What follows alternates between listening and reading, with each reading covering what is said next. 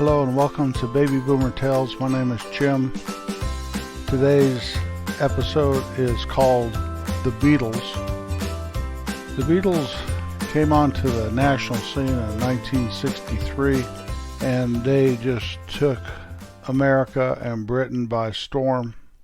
They put out album after album after album, and then they started touring. I don't know how they did it.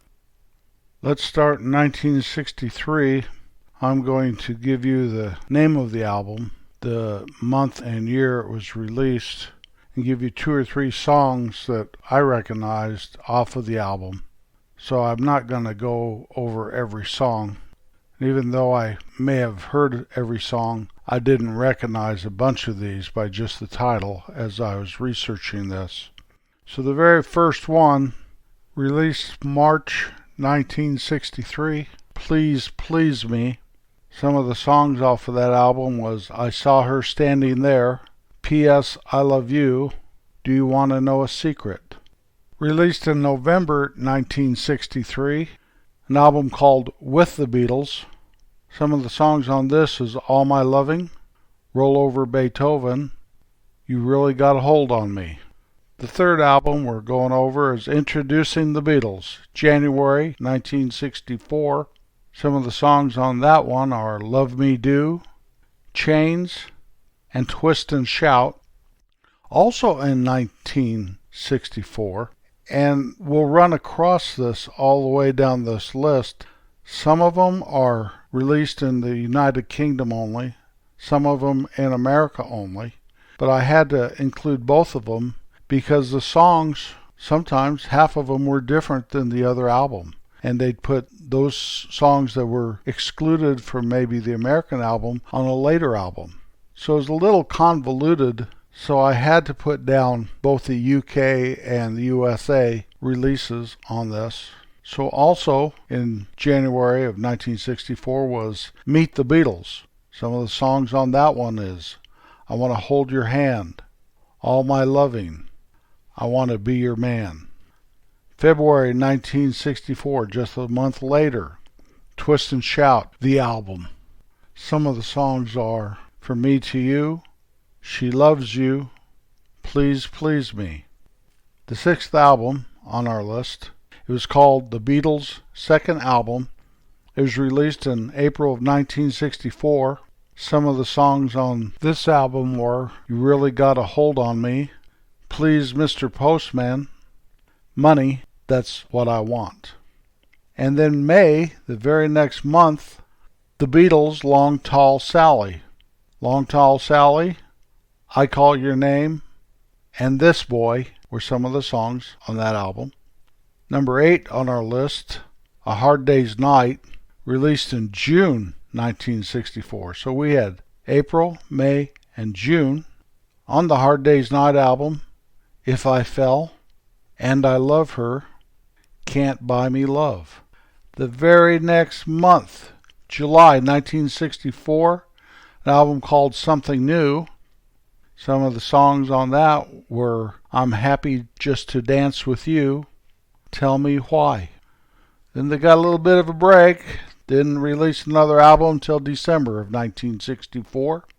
The 10th one on our list, The Beatles for Sale. Some of the songs here, 8 Days a Week, I Don't Want to Spoil the Party, I'll Follow the Sun. Here's another example of USA and UK, December 64, called The Beatles 65. Some of the songs on this album, I'm a Loser, I Feel Fine, She's a Woman. In June of 1965, Beatles 4. A couple of the songs from this album is Dizzy Miss Lizzie and Kansas City. August 1965, Help. Some of the songs on this album, Ticket to Ride, I've Just Seen a Face, You're Going to Lose That Girl. In December of 1965, Rubber Soul was released. This album was jam-packed full of recognizable songs. Several of them that we'll bring up today, Norwegian Wood, Nowhere Man, In My Life. Number 15 on our list, Yesterday and Today, released June 1966. Some of the songs on this one: We Can Work It Out, Day Tripper, Yesterday. And number 16 on our list, released in August of 1966, so just 2 months later, Revolver. Some of the notable songs from this album: Eleanor Rigby, Yellow Submarine, Here, There, and Everywhere. For some reason, I did not associate Eleanor Rigby and Yellow Submarine to be on Revolver. I do not know why. I thought I knew these guys and their music and where songs ended up on albums, and I apparently 54 years ago is long enough that I misplaced it in my mind, my little file cabinet between my ears. Revolver actually started to show signs of the tune in, turn on, and drop out movement. Little bit drug-induced, but nothing like Sgt. Pepper's Lonely Hearts Club Band, released in May 1967. Children today will never understand the joy of looking at an album cover like we all did with Sgt. Pepper's Lonely Hearts Club Band. You could search that thing for hours and be amazed at the artwork. Is that Marilyn Monroe? Remember that stuff? Tripped out album that became one of the all-time classics. Some of the songs from that album: Lucy in the Sky with Diamonds, of course with a little help from my friends, and When I'm 64. When I turned 64, of course, I got all kinds of internet birthday cards with that song on it, little cartoon characters and stuff dancing around singing that song. Became my theme song for a day. That's in the rearview mirror. Number 18 on our list, November 1967, Magical Mystery Tour. There again, between India and LSD, it very much influenced this music. Some of the songs: Strawberry Fields Forever, I Am the Walrus, All You Need Is Love. Now all of a sudden, they're not popping out an album every month or even twice a year. A year later, November 1968, the White Album. It's a double album, so I'm going to give you more than 2 or 3 songs. I've got 6 here. Back in the USSR, Birthday, Honey Pie, Rocky Raccoon, a George Harrison song, While My Guitar Gently Weeps, Obla Dee, Obla Da. Number 20 on our list, from January 1969. This is a soundtrack to the movie Yellow Submarine. It had a couple versions of Yellow Submarine, a lot of instrumentals. In September of 1969, number 21 on our list, Abbey Road. There's a lot of speculation about Paul McCartney being dead, all this stuff. The album cover had him crossing that road without his shoes on, and I tripped out thinking, well, that's a sign that they don't bury you with your shoes on. So he is dead. Oh no, Paul's dead. Oh no, Paul's dead. It wasn't my fault. I think it was all something to sell more music. I just bought into it. Here Comes the Sun. Come Together. She Came In Through the Bathroom Window. And the last studio album the Beatles ever did.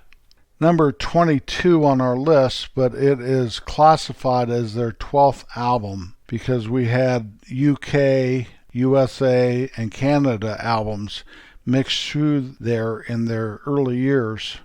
I guess you just flood the marketplace and people buy into it. It was probably good marketing they did.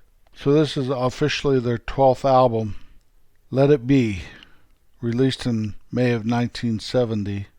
Some of the songs: Get Back, The Long and Winding Road, and Let It Be.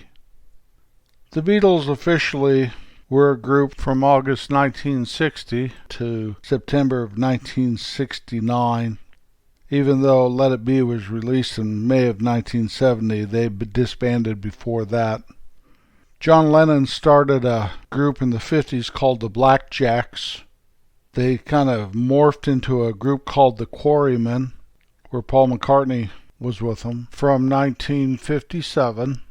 George Harrison joined the Quarrymen in 1958, then changed their name to the Silver Beatles, Beetles, in May of 1960, and finally became the Beatles in August of 1960. Richard Starkey joined the group in 1962, their drummer, Ringo, and the rest, like they like to say, is history. It's an amazing story about the Beatles, how they came together, and the events that led to their demise. They're my favorite group of all time, and I can't see anything ever replacing them at this stage of my life especially. I understand that there are kids out there that's never even heard of them. I don't know how that is even possible. They changed the course of music forever. It was changing as it was with Elvis and Chuck Berry and people like that, some of the stuff that was going on. But they took the world by storm. They met us where we were at and then took us to places we probably shouldn't have gone. It was a magical tour. It was a big mystery to me. I'm glad I was able to participate. Paul and Ringo are the only two left. If you haven't seen the movie, go out and rent Yesterday. It's kind of fun. A lot of Beatles songs, not sung by the Beatles. But how many of us sing Beatles songs and we don't need John and Paul singing along with us for us to remember the words? I came of age during the time that they came into immense popularity. In some ways I want to thank them. Some ways I shake my head and wonder what I was doing. They said we had a revolution and it was all right. I guess that's the way to do it. Just sing our way through it. Thank you, John. Thank you, Paul. Thank you, George. And thank you, Ringo. It was a good trip. Now for a little tale called The Glacier. Back where I was raised in Colorado, from my parents' old house, you can see the Continental Divide to your east and part to your south. It kind of wraps around that community a little bit. Back in the old days, there's a low part of the divide that people used to be able to access traveling over the mountains. There was a road for wagons originally, then cars later, and there was a railroad. This place is called Rollins Pass, and it stands over 11,600 feet, but it is a low spot in that mountain chain right there. Today, it's a wonderful place for backpackers and picnickers and hikers to utilize because you can drive right up there, park your car, and have a wonderful day up there.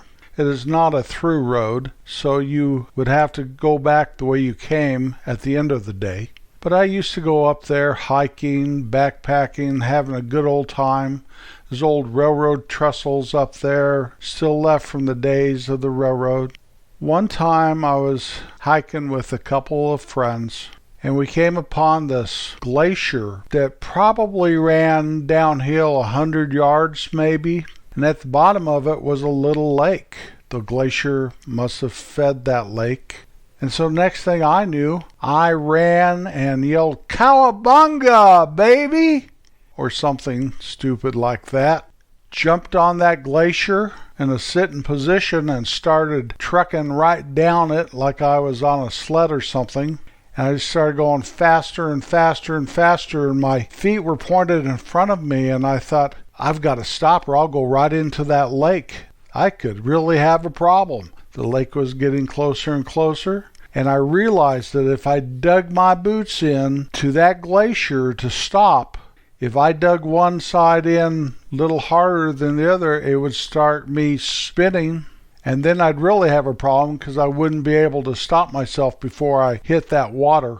And hitting that cold glacier water could be kind of like hitting a rock wall, and then you have to deal with the coldness of it, and that you're at least 100 yards away from your buddies.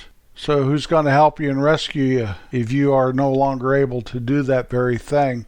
Freaked me out for sure, but I used all of my concentration and all of my surviving skills and all of my willpower, and I dug my boots right into that puppy, and I stopped before I hit the water. And it was close. I was probably 20, 30 feet before I went into the water when I finally stopped. I've never slid on my butt on a glacier since. It really made me think how fragile life could be. Now, I'm not sure what would have happened. It was just a theory that ran through my head, but it seems to have made sense. All the terrible things that could have happened.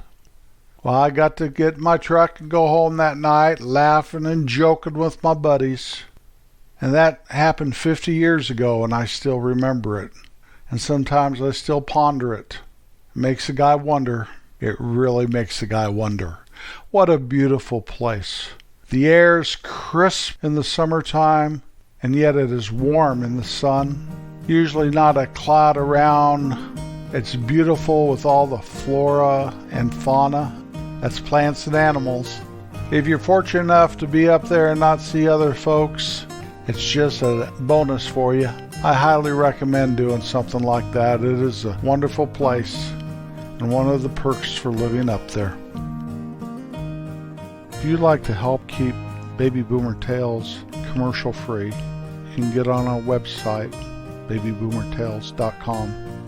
There's a link there called Support Our Podcast. And if you follow that link, it'll explain how you can help out if you so choose to. I really thank all of you for listening. I couldn't do this without you. Kindness is a good thing. It's really the only way to go. I'll be back next Wednesday.